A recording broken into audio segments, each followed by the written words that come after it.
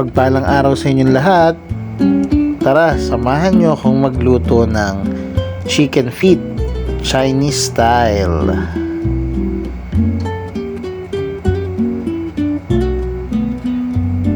Ito po yung chicken feet na kinote ko na po yan sa harina. Tapos ipiprito na natin yan. Ayan. Lagyan na natin siya isa-isa. Medyo magulo yung camera kasi hawak-hawak ko po yung camera dyan. Ayan. Dahan-dahan, lagyan natin isa-isa. Okay. Ayan. Pag ganito na itsura, pwede na nating hanguin yan. Okay, tapos magpainit tayo ng atsuete oil ang gagamitin natin dito. Ayan, nagilan tayo sa kawali. Okay, tapos syempre magigisa na tayo ng ayan na, lalagyan na natin yan. So may bawang, sibuyas, luya, ano bang tawag dyan? Star anise, tsaka laurel.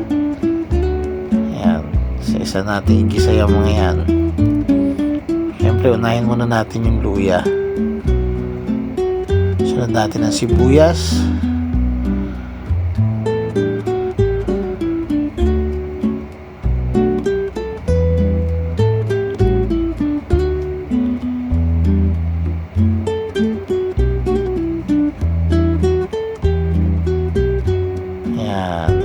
bawang, tapos yung star anise, tsaka ang laurel.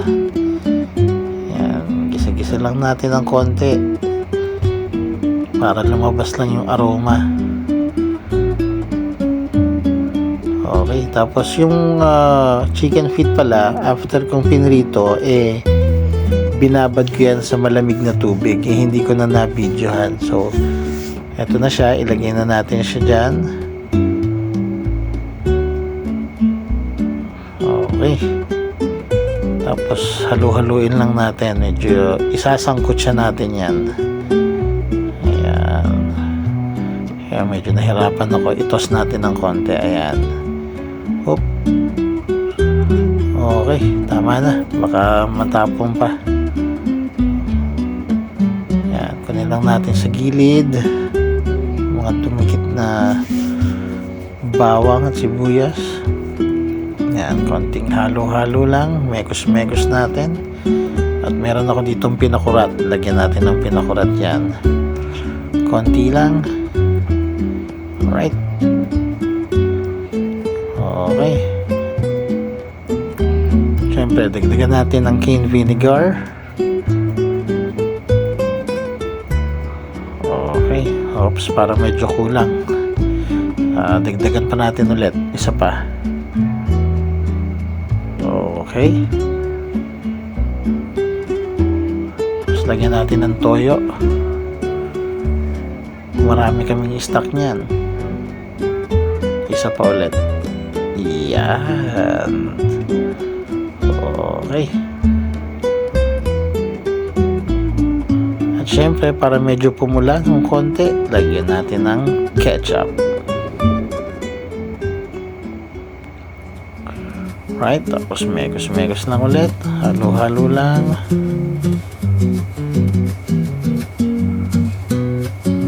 Okay.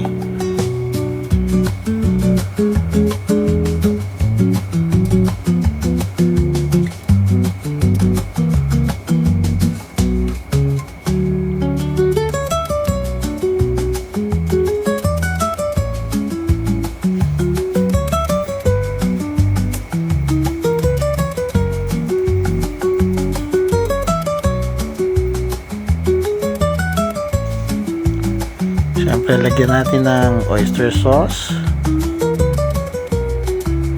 Ayan.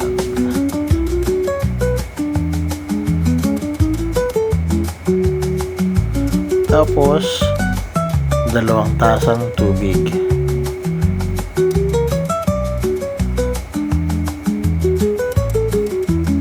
Ayan, halo-halo lang.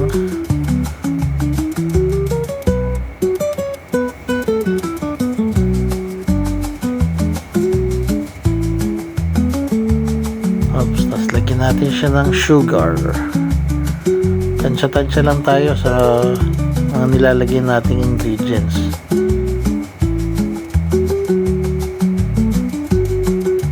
Okay, haluin natin.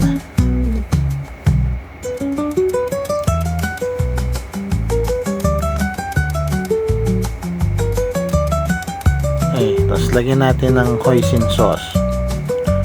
Isang kutsarita lang, lagyan lang natin para pampalasa. Dagdag lasa din yan.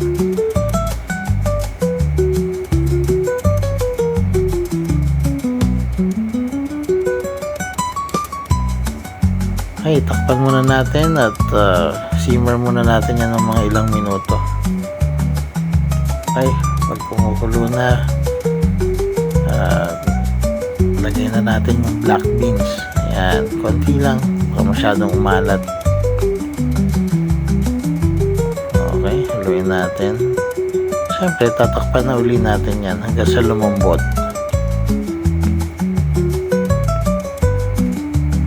Okay, silipin na natin. Alright. Ayan. Medyo malambot na yan. Tutuyuin na lang natin yung pinaka-sauce niyan. Tapos pwede na natin yung i-serve.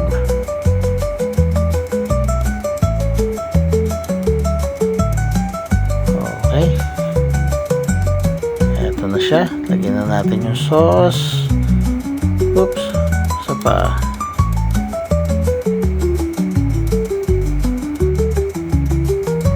Alright.